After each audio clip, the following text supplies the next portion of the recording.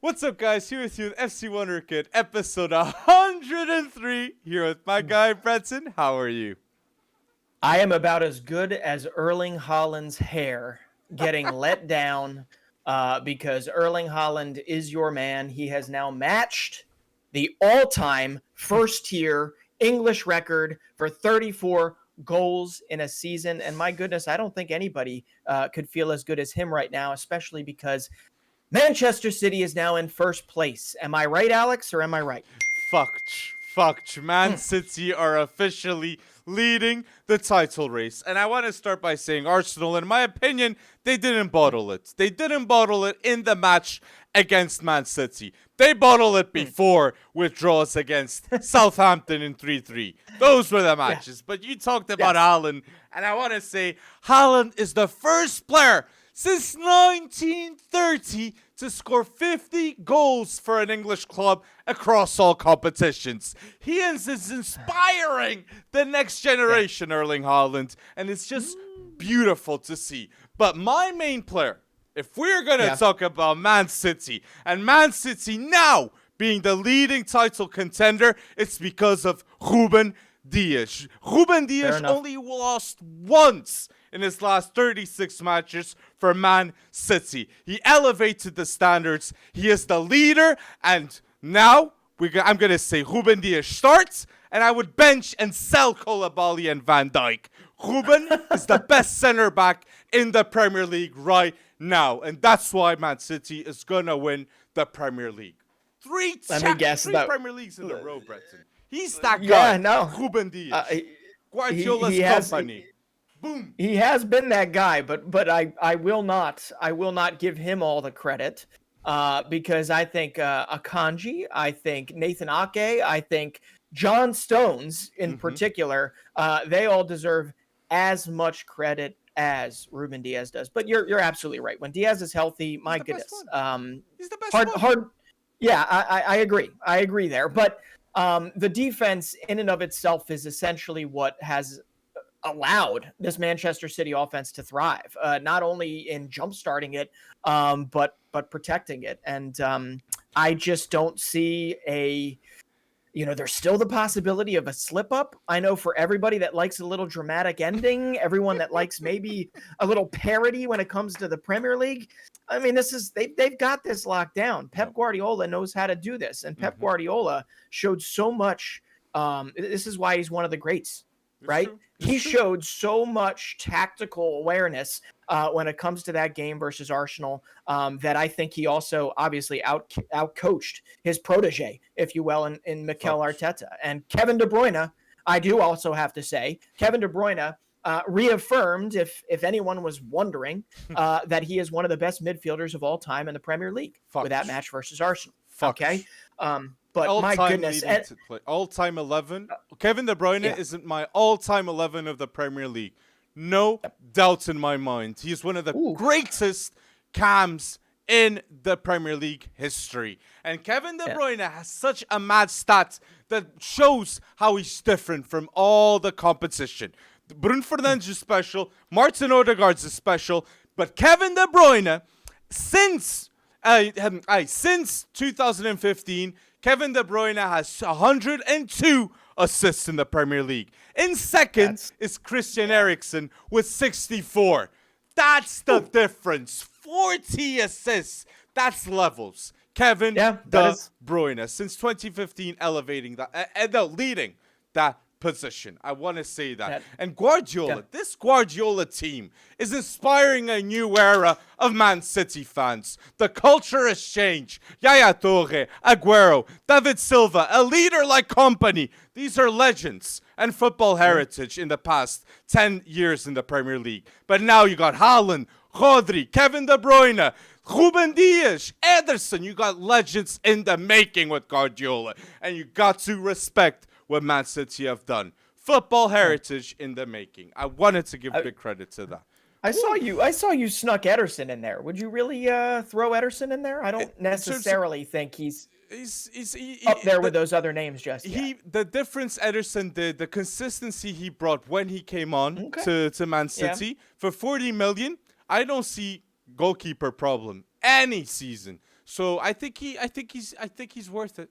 And to play with Guardiola, you got to be good with your feet. And Ederson is quality, one of the best to do that. So, and that's why one of the clips went viral after that first goal was scored when Pep and Manchester City took the lead against Arsenal. He's celebrating, and then he's turning and he's yelling at Ederson. He's yelling at him. He's giving him pointers, and Ederson, while giving him some pushback, is also saying, "I got you, I got you, I got you."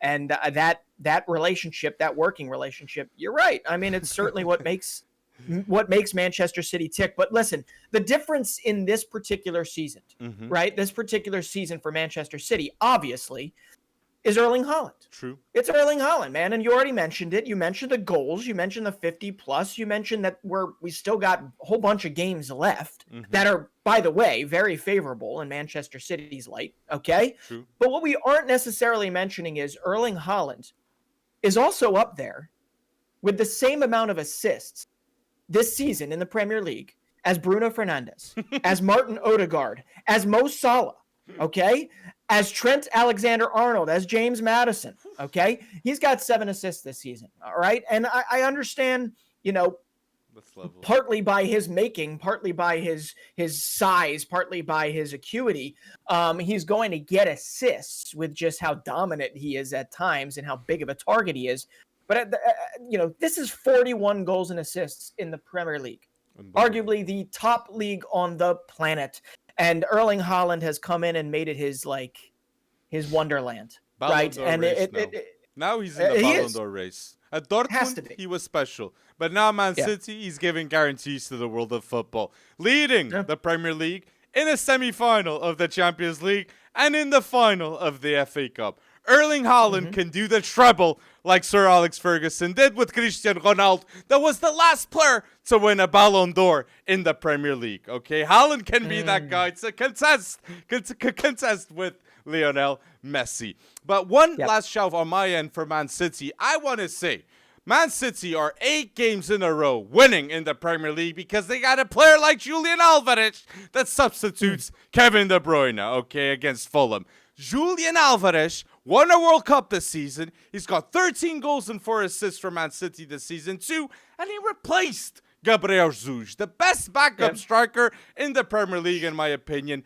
and still 30 million profit with the sale of Gabriel Jesus to Arsenal and spending like 20 million signing Julian Alvarez. Great management from Man City and showing levels again. And Grealish is playing so well. At Fulham, great match too. So I wanted to. He is still a very expensive price tag. But let's be honest. What a transition or what a transformation, if you will, that Pep Guardiola and Manchester City have obviously architected, because they really didn't spend their butt off in the offseason. In fact, I'd say that their biggest stinker is Calvin Phillips, which they're definitely going to have to address, right? But they're going to continue to add the right pieces, not just the most expensive pieces moving forward. Although I'm sure they'll have 70 to 80 to blow on Josko Gvardiol. But we all know that likely is not going to be blowing your money. That is going to be a very, very good investment in the depth of Manchester City, because I don't think they're done yet.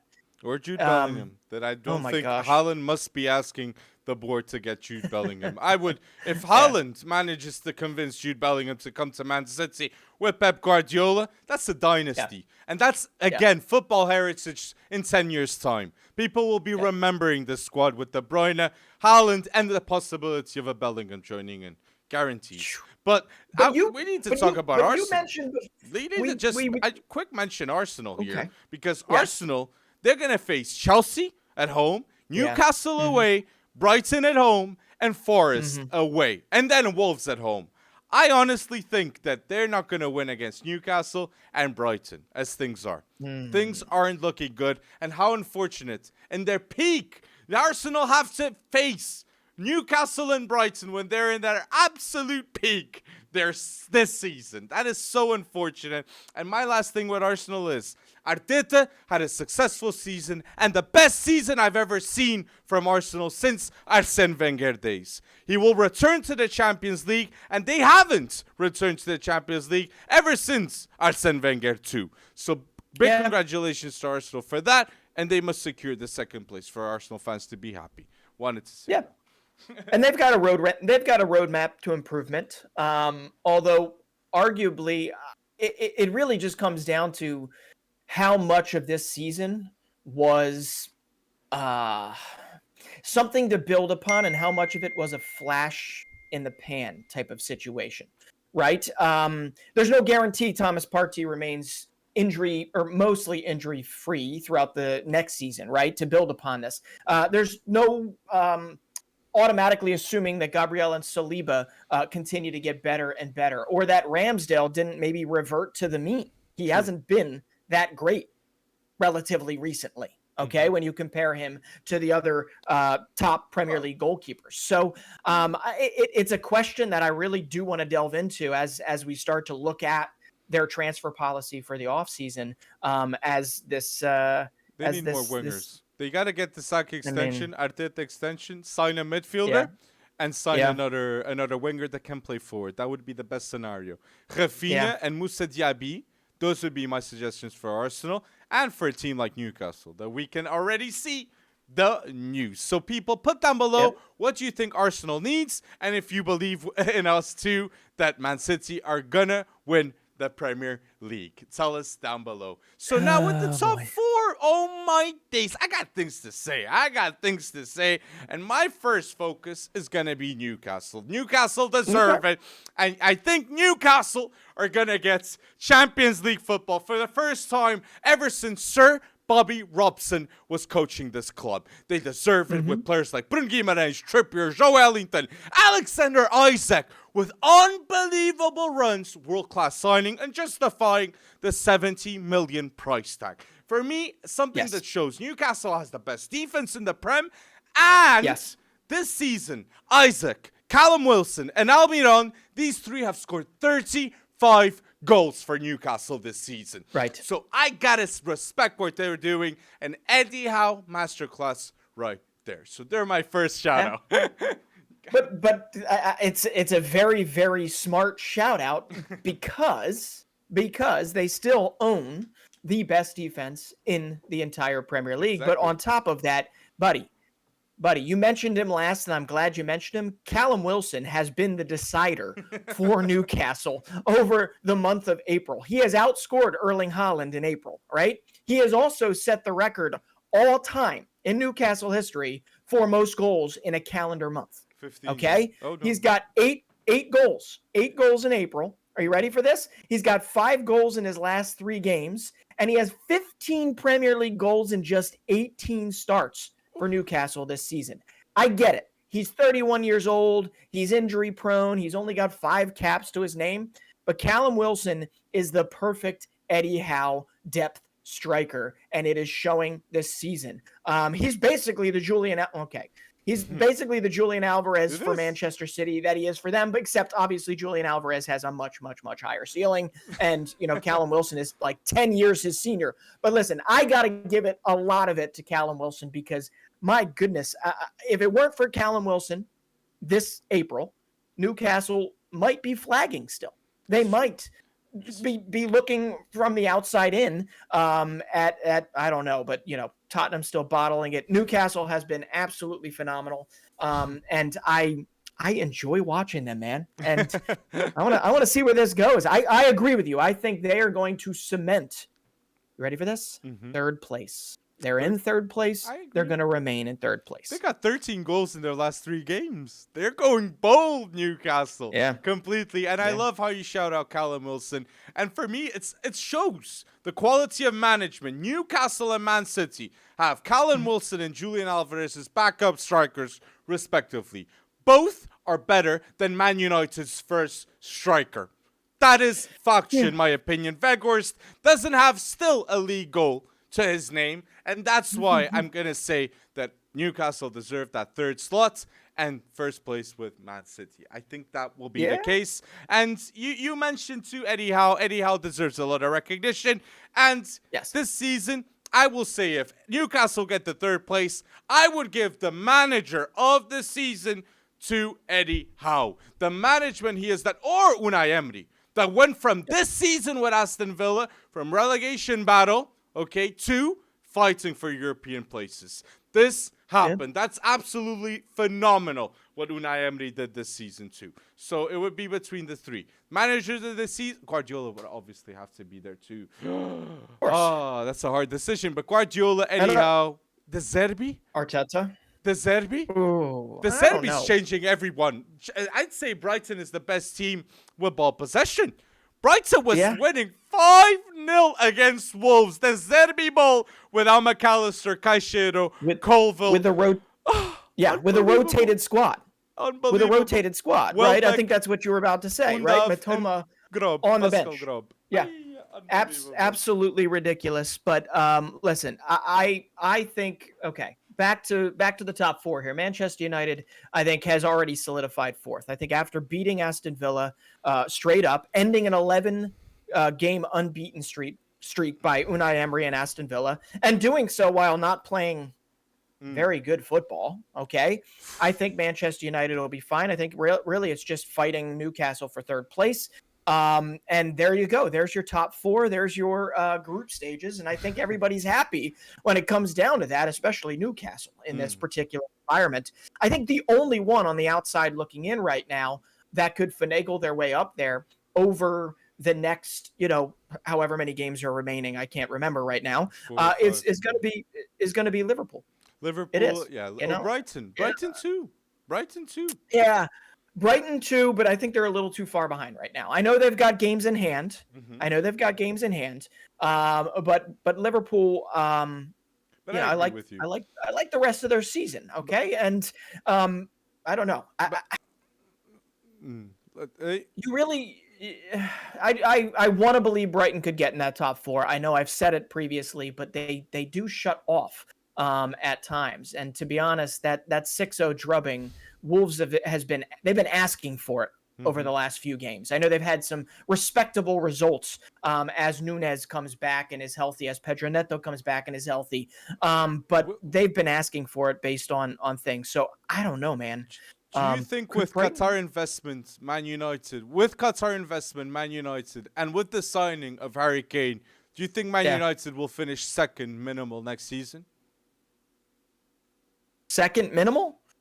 Yes, ahead of Arsenal.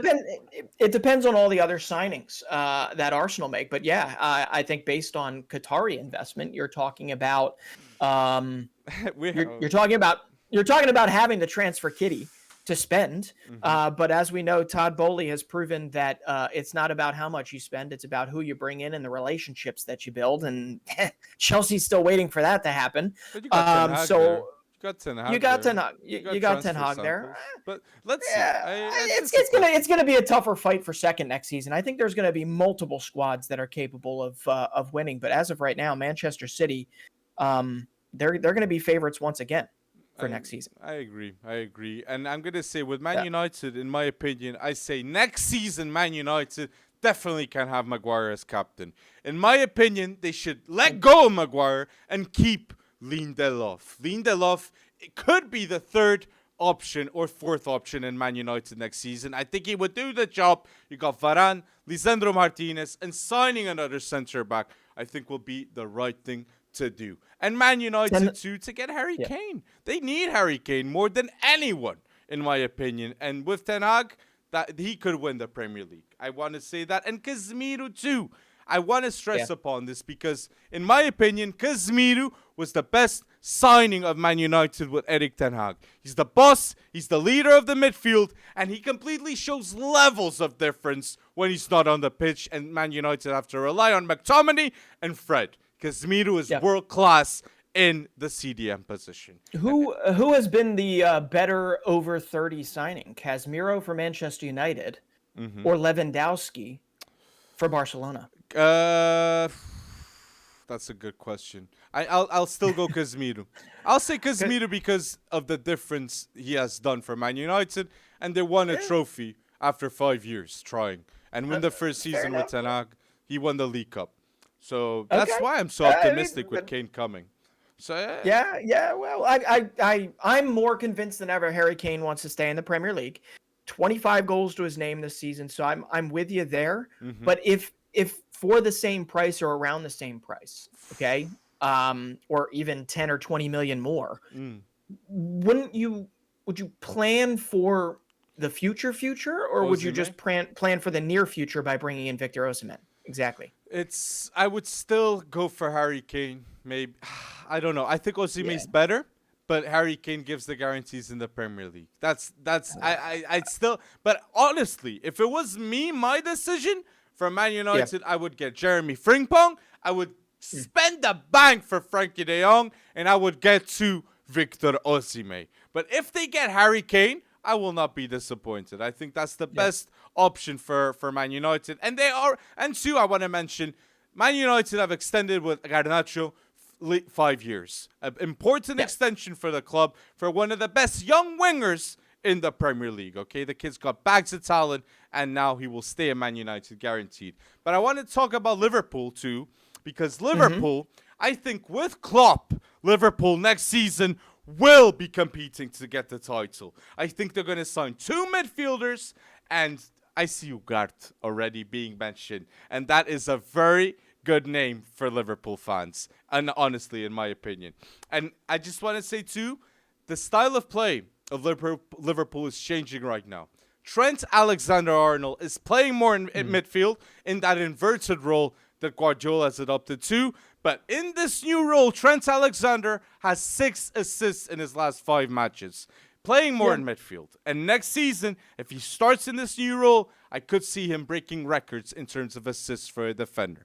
So watch out. Watch out. Next. Yeah, well, that'll be interesting. Because Liverpool, Liverpool have Luis Diaz, Diogo Jota, Darwin, Cody Gakpo, all for next season. Salah, like forwards, they're set. They just need a new center back and definitely more guarantees in midfield. Like Ugarte, Mount, Caicedo would be dreaming, but those are the type of midfielders. Caicedo would be dreaming, but yeah, so it's like the death of attacking football fullbacks from here on out. We're going inverted. Everyone's going to adopt Pep's. Essentially, they're going to match and then try and raise Pep Guardiola from here on out. I mean, we all knew Alexander-Arnold was going to be in the midfield at some point.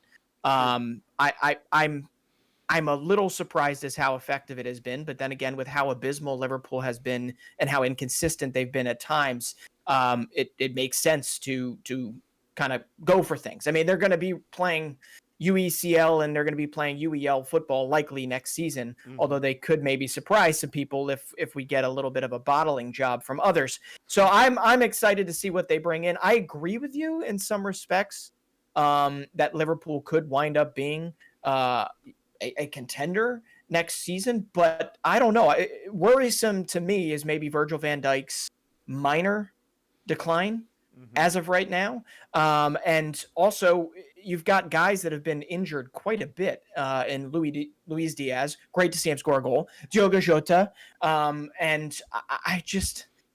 It's not as foolproof as obviously people have seen. Everybody came in thinking Liverpool was just going to get it done. And then injuries kind of sent them backwards. I mean, hell, we've all forgotten the name of Stefan Bajcetic. I can't even say his name because he's already been injured for them. Injury. So I agree that won't happen again next season, but I don't know, man. It does feel a little bit like a changing of the guard over time. And it does. I like that's a very good point. The injuries are what can set Liverpool's failure for next season. So hopefully the medical department, just like Guardiola with Man City's, fixes everything. And that's a very good point.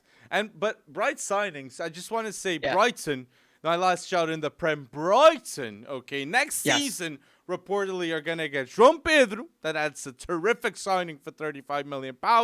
They're going to sign James Milner to lead by example at 37. And they're going to get Adingra from Royal St. Gilloise that he's on loan for Brighton with 10 goals and 11 assists.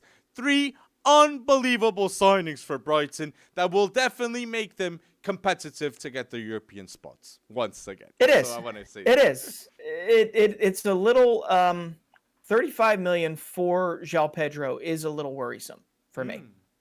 It is. He's inconsistent. He's been inconsistent. But then again, he's been playing for Watford. Yeah. Okay. He is consistently at the top of, dribbles completed. He's always kind of showing a fearless style of football. He's going to fit in very, very well with De Zerbi. It's just whether or not De Zerbi can turn him into an absolutely consistent threat. But you know what? Considering what De Zerbi has been doing with Welbeck, what he's been doing with a lot of the guys that you would kind of name as their depth pieces, it's been really, really impressive. And just under 21 guys, before we even factor in the guys that might be leaving, like McAllister and Caicedo, which they have not fully replaced yet. I know they've got Yasin Ayari behind. They've got guys, Facundo Buonanotte. They've got Julio Enciso, who, hello. I mean, he's been very clearly over the last few weeks one of the most exciting young talents in the Premier League. You've got the aforementioned Ayari. You've got Evan Ferguson, Simon Adingra coming back on loan. And they've got a guy in their system, Andy Moran, who I think is going to play a outsized role for Brighton. I love that he is sticking that young core and giving them the chance to show themselves, because I forgot to mention the 21-year-old that we've all forgotten they signed for what, 8-9 million. Exactly. He got his first start in a very long time. Billy Gilmore played very, very well, and I expect to see more from it. My biggest thing for De Zerbi is whether or not we are actually going to see as much carnage in the transfer market as we think we're going to see. Because if they lose Caicedo, if they lose McAllister, either their scouting department's already in overdrive trying to find their replacements, or it's going to be a pretty outsized effect on them. Because none of the guys you mentioned are straight up able to... Buonanotte, I think. I think if they're going to keep Evan Ferguson, they're going to keep Mitoma, and I think they keep Caicedo for next season. I think McAllister will not be really. Oh, you just screwed up my game later. But let's see. We have a game later, people. Watch out until the end of this podcast. Transfers game, okay, people? So put down below in the comment section before we get to transfers that you think will be happening this summer. But I wanted to mention other leagues. Bundesliga is catching up, okay? And Bayern Munich had a very important win against Hertha Berlin. And now, once again, in the Bundesliga, Bayern are top of the league. And now are favorites to get the 11th in a row Bundesliga title. This literally will save Thomas Tuchel's season, being out of the DF Pokal and out of the Champions League. They need to win the Bundesliga. So I could see that happening, and I want to give a big shout out to Joachim Kimmich, okay? Kimmich is a leader. He had 2 assists against Hertha Berlin, and this season he's got 17 goal involvements for Bayern Munich. World-class player in his position, and he will always be present in the next 5 years for Bayern Munich. So again, a leader in involvement. Kimmich had 11 chances created in that match, I think. I mean, just absolute undeniable class there. I am not as excited about this whole Bayern thing again. I think it was less about Bayern winning. It was more about Dortmund bottling it against Bochum. I don't necessarily understand how you don't take a few more chances to really go after them. I really, really am trying to understand it when it comes to Edin Terzic and his choices here. But I just don't think Adeyemi, I don't think Daniel Malen. I mean, they're not yet those guys that you look at and you're like, I think so. They're not striking fear into the defenses, right? But every year we think Dortmund's going to do it. If they can't do it with Haaland, how are we going to expect them to do it? With the players that they have right now. I'm going to believe, though. I'm going to believe, because this season, a teenager is leading the way for Bayern Munich too, next to Kimmich. The player with most goals and assists for Bayern Munich is Jamal Musiala with 28 goal involvements for this team. The best player for Mannschaft in the World Cup and the leading player in goals with Bayern Munich. Generational talent. And already, I want to know, in the comments down below, what would be the price for Jamal Musiala to leave Bayern Munich right now? I really don't know. But it has to be a blank check by Real Madrid, Barca. Barca can't offer a blank check, but Real Madrid most definitely, or a Man City or a PSG. But that would be interesting. But Mane is on the market, but we can talk about Mane afterwards too. Yeah, so let's see. Color me shocked that Sadio Mane did not work out at Bayern. I was surprised. I think he really relied on Nagelsmann. I think Nagelsmann was a big part of bringing Sadio Mane in. But that's why he straight away rumors to go out of the club. Yeah, So never really got going, man. Never really got going. Well, I have since turned my attention from the Bundesliga to Serie A. And boy, oh boy, did it kind of depress me, or it must have depressed all Neapolitan fans that they could not get it done over the weekend. Lazio lost to Inter, which set up the possibility of them, you ready for this? Winning their first Scudetto in 33 years at the Maradona in Naples. They would have set that city alight in celebration. Hopefully not actually on fire. But Naples, once again, will have to wait. They'll have to wait as literally everybody below them fights for the Champions League. And there, I mean, beyond Napoli being ahead by 18 points, the most exciting thing going on in world football, right, is actually that fight for the Champions League spots. You've got Inter, you've got AC Milan, and you've got who's the other one? You got Roma. Roma. Mourinho. Yes, Roma. Don't forget on Mourinho. Yeah. No, you know, I was a little critical of him last week, and I still am critical of him for the most part. But you've got them all on the same points. Inter's only ahead on goal difference, and if you're looking for something to watch, it's gonna be who gets those top 4 spots from here on out, because only one of them, as of right now, can, unless they chase Lazio at the top behind Napoli. They chase Juventus. And you've also got Atalanta hanging on there. So if you're looking for actual drama near the end of the season, Serie A is where it's at, because almost everything else beyond feels spoken for. And a ton of underrated players in Serie A. I love how you're mentioning Serie A right here, because, yes, it deserves recognition. And we still believe Napoli is going to win Calcio Serie A, the Scudetto.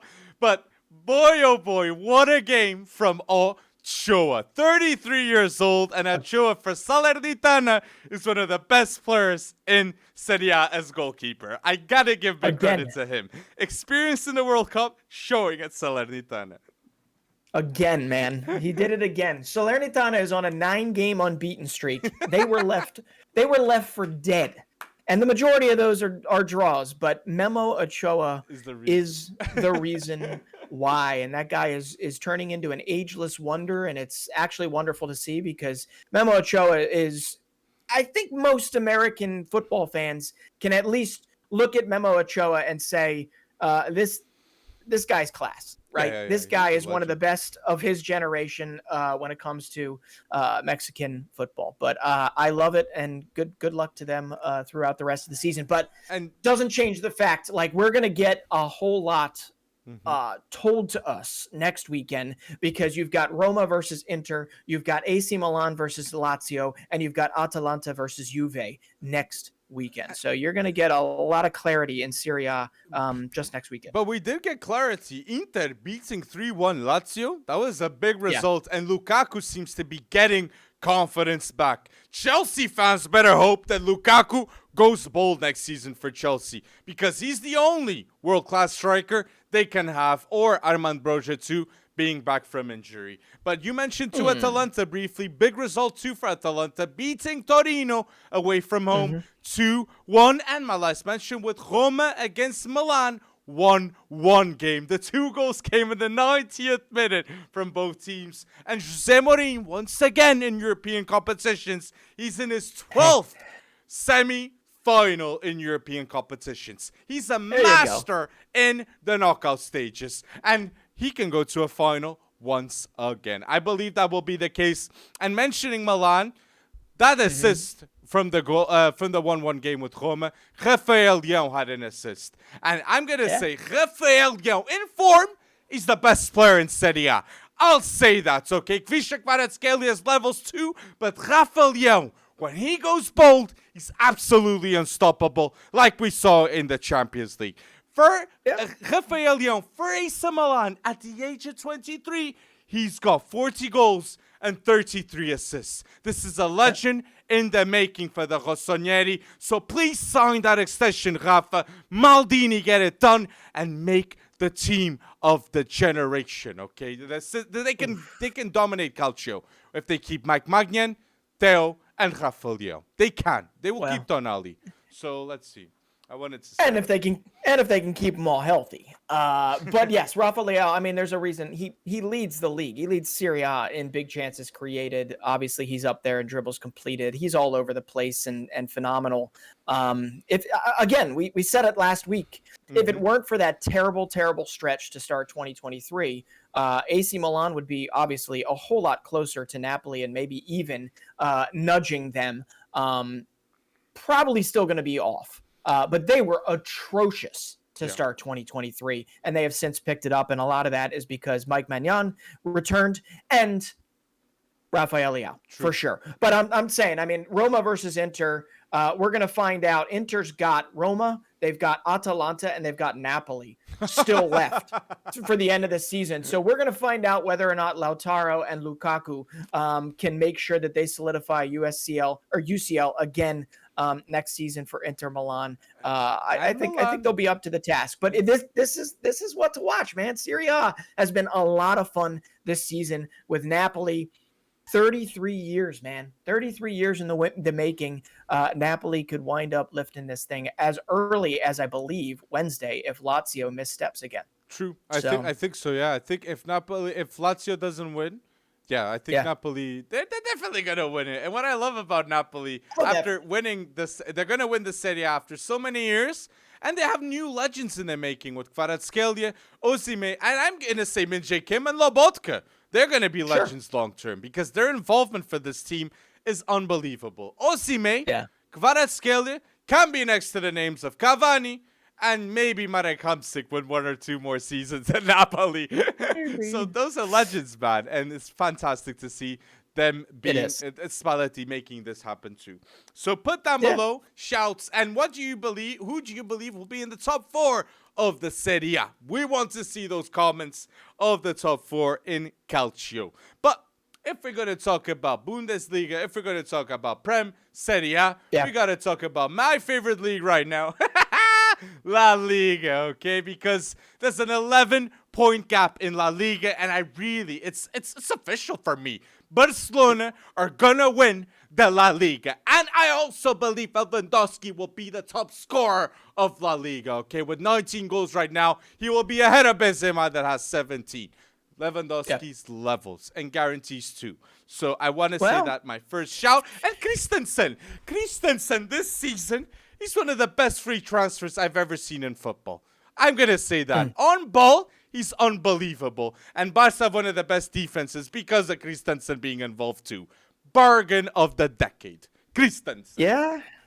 Yeah. Well, I don't understand what happened midweek with them. My goodness, that's weird. My goodness, it was a good showing over the weekend. And listen, it's the same as with Napoli in Serie A. They're not playing as great as they were, right? Barcelona is not playing as great as they were, but they're still getting the results. They're still getting it done, and they built a good enough cushion to secure themselves La Liga. I'd be very surprised if they bottle the rest of it, because Benzema and what was it, Girona, I think, in midweek. So one of their Catalan neighbors, Barcelona's Catalan neighbors, actually got the job done for them. But and I brother think Pep Guardiola's brother's the owner of Girona. Oh, see, there you go. There you go. I have visited Girona, and it is a beautiful, beautiful city.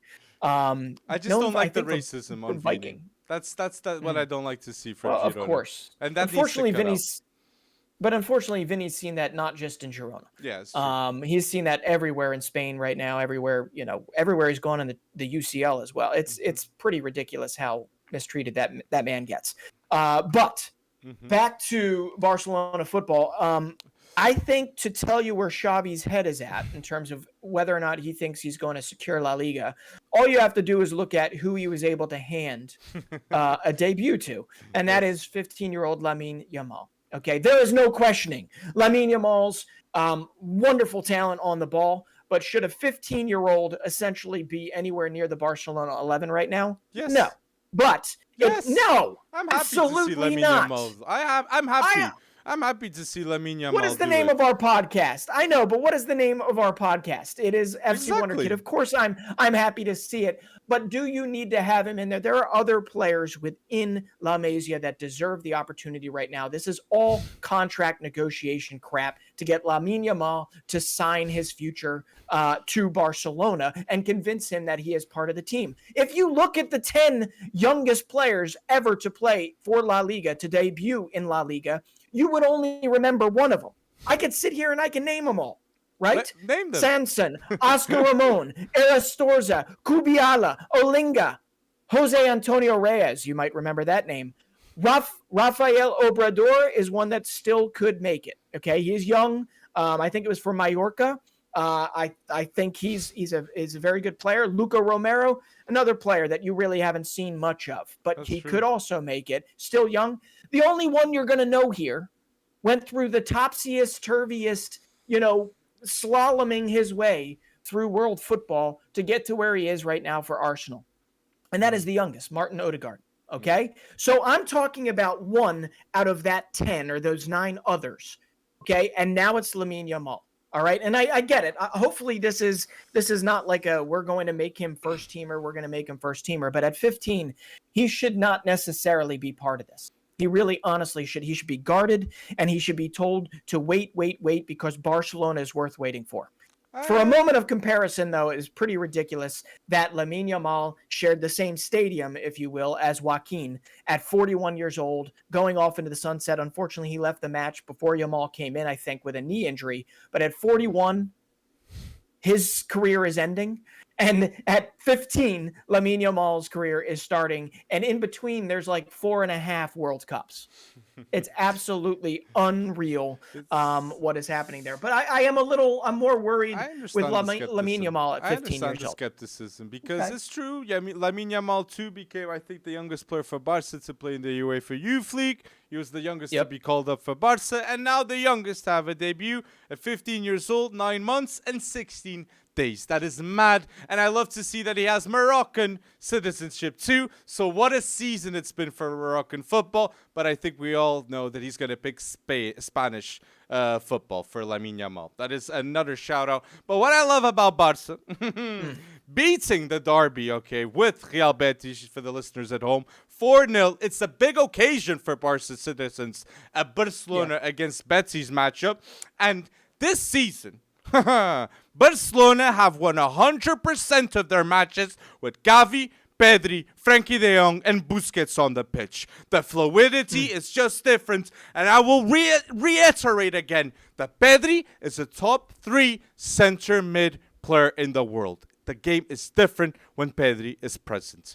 And I want to apologize. I want to apologize the statement I said last podcast of my top 4 goalkeepers. I really believe I was wrong with my top 4 order, and now I'm going to do a new order, and I think it's right. The top 5 goalkeepers in the world of football right now, number 1 is Courtois, number 2 is Mike Maignan, and number 3 is Ter Stegen with Ronald Rouge in front of him, with 4 Alisson and 5 Ederson, in my opinion. These are the 5 top goalkeepers in the world right now, in my opinion. I wanted to say that. I mean, there's no doubt in La Liga. In La Liga play, Ter Stegen has been much better than Thibaut Courtois this season. Okay? But Champions League? Champions League, different story. I got you there, right? But Ter Stegen, I think, is actually leading La Liga in goals prevented, or he's second behind Getafe's goalkeeper or somebody way down there. But it's very rare that you see somebody doing so well at the top, obviously with the goals that they have not conceded this season, essentially, that he has prevented quite a few of them. It's not just that Ronald Araujo, Araujo is so amazing. It's that Ter Stegen has been called into form multiple times and he has delivered. So I agree that he's gotten up there. That's valid. I agree with that valid. Change. And there's a stat too that matches what you're saying, that Ter Stegen is the goalkeeper with the most clean sheets in one season ever in La Liga, with 24 clean sheets. And we still haven't finished the season, and he can make history. And Barca have only conceded 11 goals 2 against Rayo Vallecano in the middle of the week. That is bizarre. Unbelievable. That is bizarre. Bizarre. So Bizarre is an understatement. the big mention to that. But we have to mention Real Madrid, that they're doing everything they can to make this a more difficult title race, because they did win 4-2 this weekend. Yeah. And I'm going to say some bold mentions happened for Real Madrid. Vinicius Jr.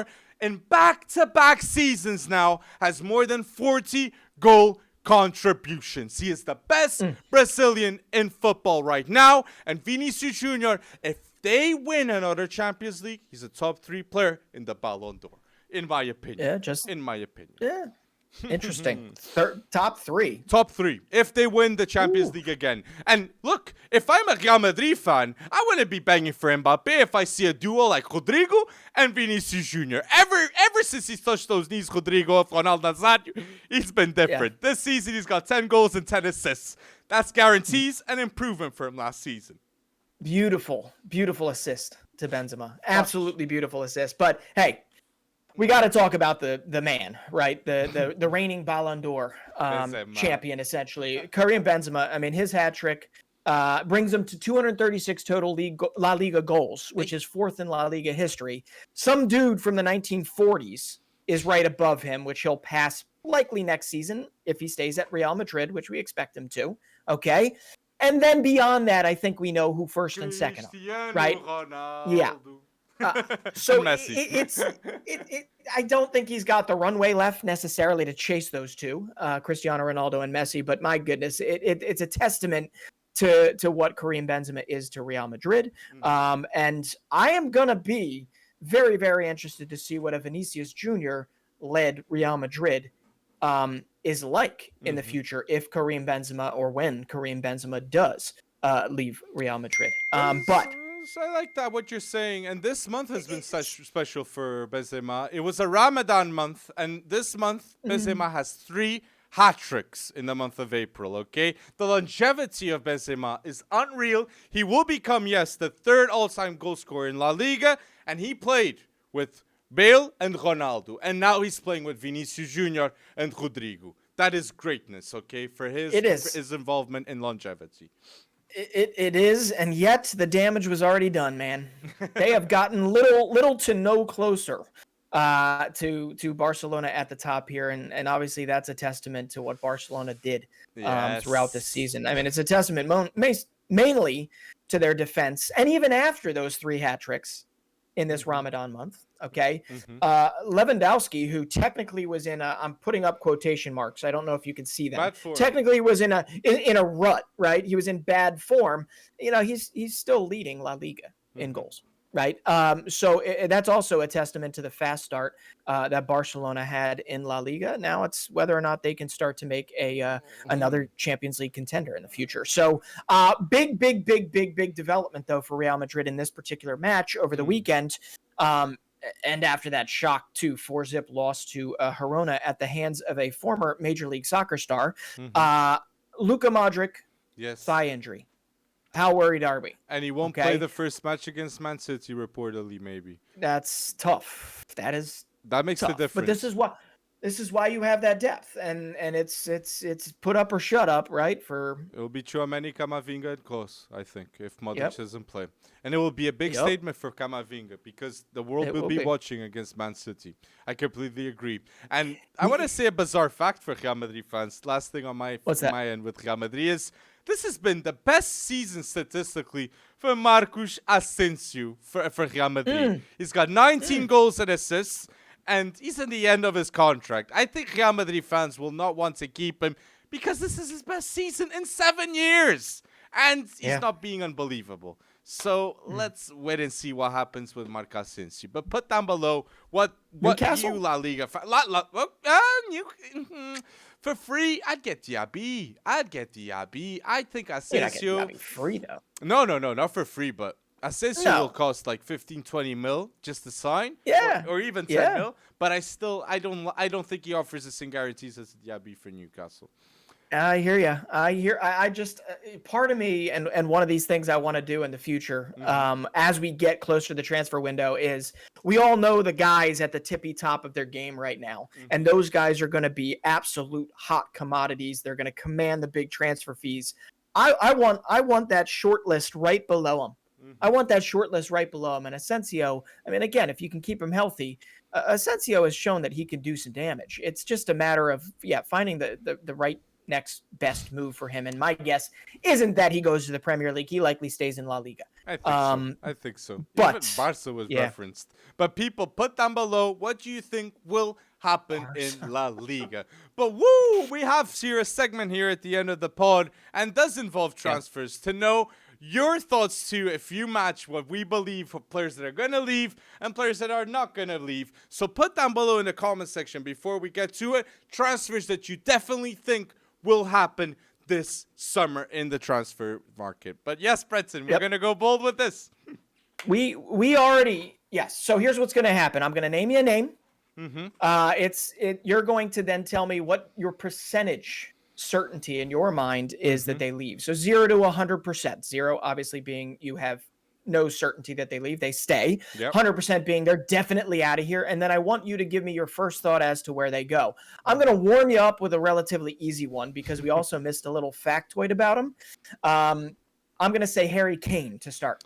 Harry Kane 100% should leave and will leave. And I think he will stay in the Premier League and will go to Man United and win his first trophy with Man United and make history. He's already surpassed Wayne Rooney in goals. And there you go. He tied Wayne Rooney at the top, but he did it in like 100, I think. Yeah, Harry Kane scored 208 goals in 316 Premier League games versus I think Wayne Rooney took like 480 or 490 Premier League games to get the exact same amount.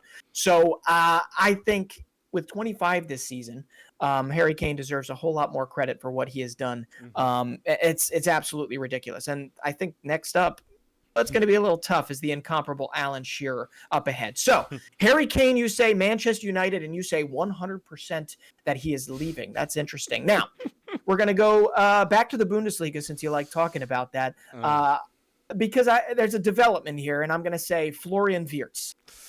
I think 20% he should stay and remain with Xabi Alonso. Florian Wirtz has a lot of problem with injuries. He's been 10 months out this in the past year. So I believe Florian Wirtz should stay at Bayer Leverkusen because he is a generational talent. Okay, so you're saying 80% that he should stay. 20% that he should go. Exactly. Okay. Exactly. 20%. All right. And that comes to my next one here because I agree with you that he should stay. I agree with you that he should have a whole kind of healthful season.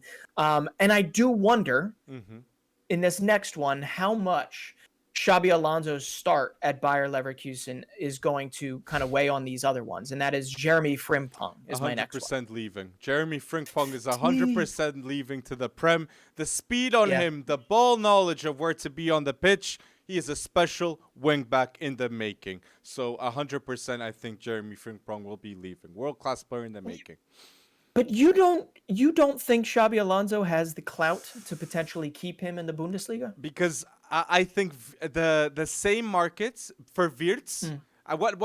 This is what I would pitch the Leverkusen management. It's look, Wirtz has been out so many of these months. We've managed to showcase Jeremy Frimpong in these months, and potential-wise, we're gonna get this fee. If we manage to keep Wirtz these months, we can have this fee. So I believe that they will have much more next season for Wirtz. So Frimpong, it will be at his all-time high at Leverkusen. And what club did you say? Man United, I think, will be the favorites to sign Jeremy Frimpong because of Erik ten Hag. I really believe he knows that he needs an attacking right wing back to get that full success. I really believe that will be the top. This next one you're gonna like, Antonio Silva. 0. Stay another season at Benfica. I think all the top sharks in the European Giants will be trying Antonio Silva because he's the best under 20 center back in the world. But I think he needs another season at Benfica. Ruben Dias stayed like 2-3 seasons in the first team. I think Antonio Silva needs to stay minimal 2 seasons because that's minimal. I think he'll leave after next season. That's my prediction. Yeah. 0%. I don't know. Sometimes these bids come in. Yeah, he's gonna have to like go into a cone of silence 100 million this summer and not look at this. 100 million release clause. All right. Well, this next one is not 100 million release clause that I know of, but Ansu Fati. If he was injury-free, he'd 100% be the best winger at Barca. But if an offer that is above 60 million comes for Ansu Fati from a Newcastle or a Chelsea, I would sell him if I was Laporta. And it saddens me to say that because they need those 60 million to get Messi. Yeah. So All right. I would sell.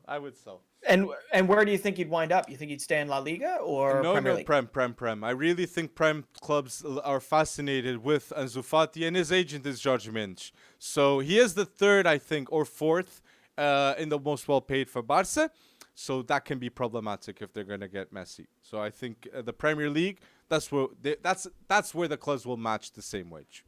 So yeah. Can't believe we're still talking about Messi going back to Barcelona. It's not happening. One more season. It's not. One season. God, get out of here. Get out of here. It will. 100% to Barca. Get out of here. 15 No packages way. for 15 suitcases have come to Barca. Okay, in that Listen, weekend that he went to see Atletico. I believe in it. On all the things that don't need to happen, that's at number one for me. Okay? Leo Messi does not need to go back to Barcelona for one season. I guarantee you that season he goes back, it's going to be as unfulfilling as his current season is with PSG. But let me shoot one to you. Leo Messi, PSG. Leo Messi, PSG. Well, okay. Lionel Messi, PSG. Yeah, 100% he's leaving. 100% he's leaving. But it's Barca. not the FC Barcelona. No, it's not the Barcelona. No, it is. I Don't think go to Miami, man, please. Inter Miami a couple years before the World Cup. I think the metrics, I think the numbers will definitely get him over the line. Now it could be like I don't know. He's definitely done at PSG, right? Yeah, I agree. Definitely done. Definitely done. So I still think Inter Miami. I mean, I know a lot of I've talked to a lot of people that are around that, but then again, his entourage could be playing games. You never know. Neymar. Let me shoot another one to you. Neymar this summer. Neymar. Yeah, but where? Chelsea. Where? Todd Boehly would pay for Neymar. He would. I think Todd Boehly's learning a very expensive lesson right now. Neymar does not create relationships. So what? They need to look inward, man. Oh, of course he'd be happy in London. I mean, I'm just looking at all the players that are absolutely probably miserable right now after having signed for Chelsea and getting buried in a depth chart that is 30 long now. But they'll have a 30% wage cut because they're not in Champions League football. Yeah, I mean, they won't be happy. They won't be happy. No, they will not. They that just makes him even more pissed off. I don't think these are players too that he's signing that are like, yeah, I'll just take that 30% cut and just accept it. It's going to give me a chip on my shoulder and I'll just play better next season.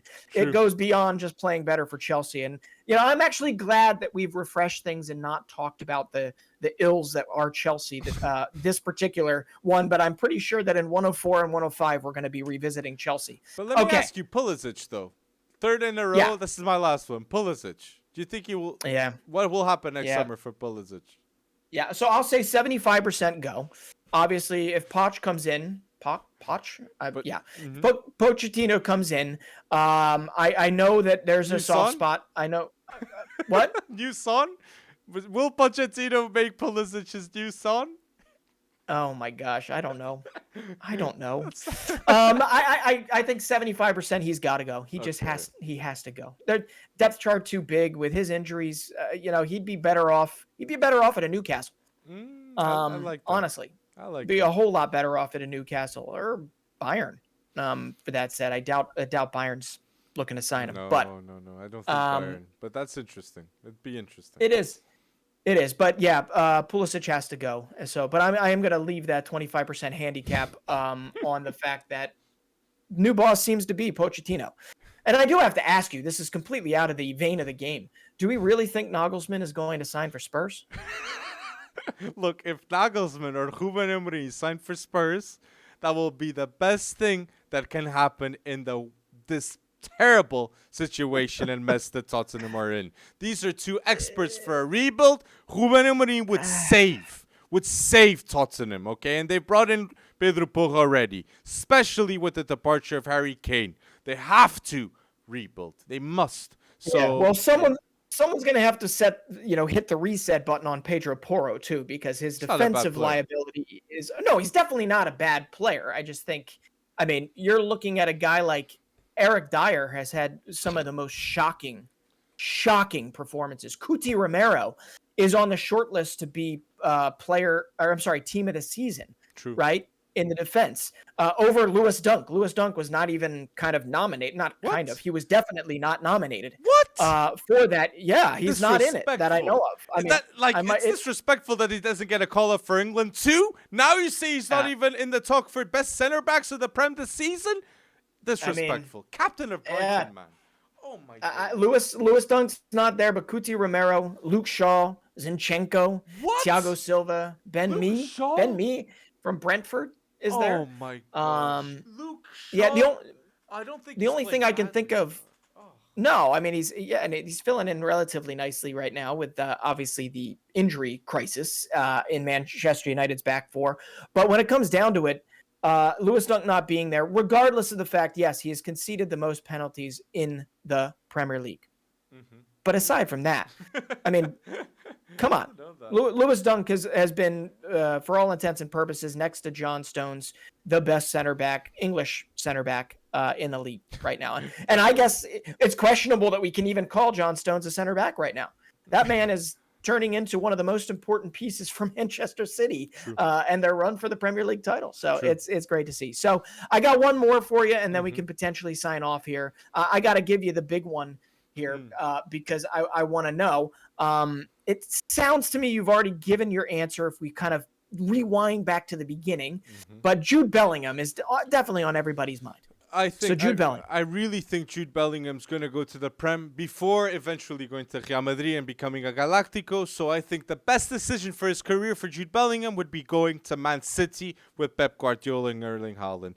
Like this season, if Man City win the Prem, they will win 5 Premier League titles in the last 6 years. With the signings of a Jude Bellingham, keeping Julian Alvarez, Haaland, all these top talents, like, it would be so exciting. And generational players like Foden, Stones, Ruben Dias definitely, in my opinion, will be seen as a world-class player in the future for Man City too. So I'd say Man City, yes. And 100% leaving. Sorry, I didn't say the percentage. 100% leaving. Because it's more than 120 million that's being offered to Dortmund for a center mid. That's... Okay. Can't debate that. Can I ask you, Ugart? Ugart. Okay. Well, I mean, it's 100%. You gonna say that? I'll say that. See, unlike you, I can't say 100%. But I will say 100%. I'll say 80. Nah. I'll say 85%. Okay. Nah. No, I mean the numbers he's put up, right? Yeah. The numbers he's put up for Sporting. If you're not looking at him and you're not salivating, then you're clearly not doing your right scouting. And there's only so many teams. I think there's a lot of teams that learned from the João Palhinha steal by Fulham last season, that they're going to fall over themselves to sign Ugart, and frankly, they should.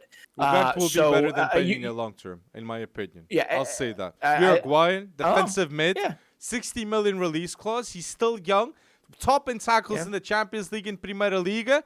He's going to be elite, whoever signs him. So Liverpool might as well get him. You mentioned Liverpool. Yeah, you mentioned Liverpool, and that would be pretty good. I think Arsenal would be smart also to throw their hat in there if they most possibly could, because he's cheaper than probably what Caicedo would bring. We didn't really talk about Caicedo, but he's another one on this list. But I gave you one like... And they played against him, too. They saw it. They saw him for 118 minutes, Ugart, and he was one of the best players in the Emirates. Yeah. So that would be a great replacement for Thomas Partey if he's injured. Yes, and I think depth is everything for Arsenal. Right now, there's just a dip in confidence. There's a dip in belief, and it was coming. And like you said, they bungled the 3 draws. They didn't bungle the Manchester City result. And that is mentality, and that is kind of just getting it over the line. They weren't playing with the same kind of same kind of lack of expectation. So the beginning of the season, Arsenal was just so damn dangerous and so fun to watch. Why? Because there wasn't the expectation of necessarily winning the Premier League. They were just playing to play, right? They were playing to prove a point. And near the end of the season, it became, holy crap, we put ourselves here. Now we got to stay here. And they don't have the personnel to stay there, right? So going after Ugarte, going after, Ugarte, I mean, could you sign Palhinha from Fulham? What would that cost? Would that cost 40? No more. No. Definitely minimal 60 to get Palhinha. Even with his age? 3 times the price. Yeah. Because Fulham, they can say like, this is a player we just signed. It's true, but I don't know if he signed a long term. I mean, he's not signing an 8.5-year contract like Todd Bowley. Man. He likes Mark He does like Mark Silva. And he will start for Portugal. Palhinha. Okay. Well, I got one more for you that's less kind of. There were a lot of 0% or 90% or 100%. I got to throw one out there because you look at the results, you look at the statistics in the Premier League, and none stands out more in terms of young playmakers than Michael Olise. Okay, he's fourth. He's fourth in the Premier League in assists. Okay, he had a hat trick of assists in one game. I think he had a brace. Yeah, he had a brace the other day of assists. But there's no doubt that if you can keep Michael Olise healthy, he's still young enough to add some real good firepower. I mean, first place I'm looking like Newcastle could be a great place for him. I think I've said Newcastle for literally everybody, but when it comes down to it, do you feel Michael Olise needs to move on from Crystal Palace? Look, Crystal Palace have kept Zaha a long time. Eze is still there. I wouldn't be surprised if Olise stays another season, but I would love to see him in another top team because, yes, he's the youngest player to have a hat trick of assists in the Premier League, and he's a special player like Wenger said. Wenger said this when he met him. So I think PSG would be the best signing for Michael Olise, with Mbappe leading the way too right there. And I'll give it a percentage for him to leave. I'd say 40% for him to leave, in my opinion. 40%? Yeah, I'd probably agree with you. I think the managerial kind of carousel that's going on right now, Vieira gone, Hodgson in, that might lead to something. Somebody's got to test the waters there. But I think Roy Hodgson will leave long term. I know we'll stay long term. I don't think he will. I think he'll stay. I'm very interested to see who Crystal Palace are gonna get. Very interesting. That was just to stop the bleeding, right? That's why Hodgson gets called in. All right. Well, this was a fun game, but I want to know in the comments. Yes. List some other players that you think might be leaving this season. And either Alex or myself will reply with maybe the percentage chance they're leaving and where we actually think they might wind up. Hey, we can all play this game, but it's more fun with friends. So that's true. Any other last shouts, buddy? Any other last shouts? So go bold in the comment section, like Breton just said. But my last shout is like you said in in this transfer segment. Under 19 Portuguese talent that have played in the Portuguese league this season. I want to give a credit to Rodrigo Gomes, Shermiti, Antonio Silva, João Neves, Dario Essugo, Vasco Souza, all players to watch in the Portuguese league and all Portuguese. So please pay attention to these names. Antonio Silva being the biggest one. Even Tiago Santos, fullback of Estoril. Pay attention to this right back. He's a very, very good player, very talented, and he'll be leaving Estoril reportedly for 6 million. So at fullbacks, not bad. We're stacked. Cancelo, Nuno Mendes. Now I said Tiago Santos. I'm so happy. And Braga too, people. If you can watch Portuguese football, Braga haven't lost in the Primeira Liga for, I think it's 10 games. Okay, and they won 8 of their last 10 games to win Primeira Liga, and they're playing the best football in Portugal too. So that would be my last shout out. Remind me, who gets it's 2 that get guaranteed UCL group stage? I think this will be our last season getting 3. But it's gonna then go to the Dutch league. Yes, the Dutch have surpassed us in the rankings. I did see that. Yes. Yep. But Braga this season could line that up, right? Exactly. They could be 3rd. Exactly. Oh, that's huge. That's massive. Look, Braga can be 2nd or 1st too, Breton. Braga can make history. Braga can make history in these last 4 fixtures. I mean that. I really see players that are special. And the youngster for you guys to remember is Rodrigo Gomes. And a bargain signing for any team, I'd say, Al Musrati, CDM of Braga. I could see Wolves. I could see Brighton. I could see a team like snatching him up. Because he's a decent player for Premier League sides. I like it. All right. Well, if you got that shout out, that's a good shout out. I got to shout out our guy, Jeremy Doku. Okay. Jeremy Doku has, first off, we've gotten the chance to talk to him, and he's just a very, very nice individual. But Jeremy Doku has had, he's probably at wit's end with his own body in terms of injuries and all that good stuff. True. But he is now free to cook for Stade Rennais, and boy, oh boy, has he been doing it. And I got to pull up the stat because I didn't get to write it down. But he has 4 goals in his last 3 games. He's averaging 6 dribbles completed per game. Okay, which is obviously amongst next to Rayon Cherki some of the best in Ligue 1.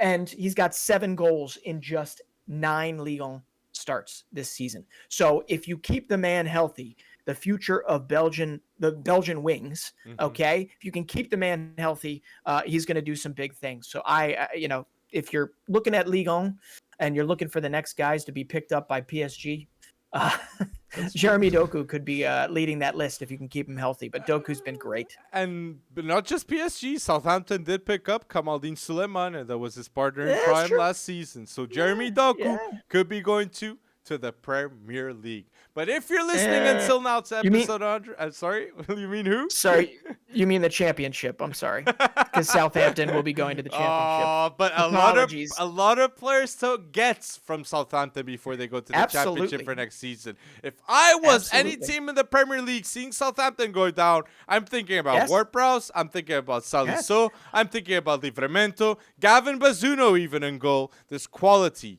players at Southampton, and Alcaraz. That is the testament to the Premier League. That's part of like that podcast I want to do on that short list below all the guys we talked about: Osimhen, Caicedo, Bellingham, Declan Rice. Where are they going to wind up? Yeah, what about the guys behind him? Where does Ward-Prowse wind up? Because Ward-Prowse could be an absolute key pickup for any top Premier League team. That is true. Right. So those are the guys that I would really love to kind of delve into more, because it's not just Southampton. If Leeds goes down, Tyler Adams is going to be looked at, and that's probably about it from Leeds United. Brendan Aronson, Rasmus Christensen. There's players there. Yeah. There's players there. But again, Rasmus Christensen, but we'll get into it. 103 done, complete. Man, there's just too much football. Too much football to talk about. Don't forget to like this video, people. Like we said, put your transfers down below. Who's going to win the Premier League down below? Who do you think will win the La Liga? That is obvious. Who will win the biggest title races in the world of football? Again, thank you for listening until now for episode 103, and thank you for going bold with us another weekend.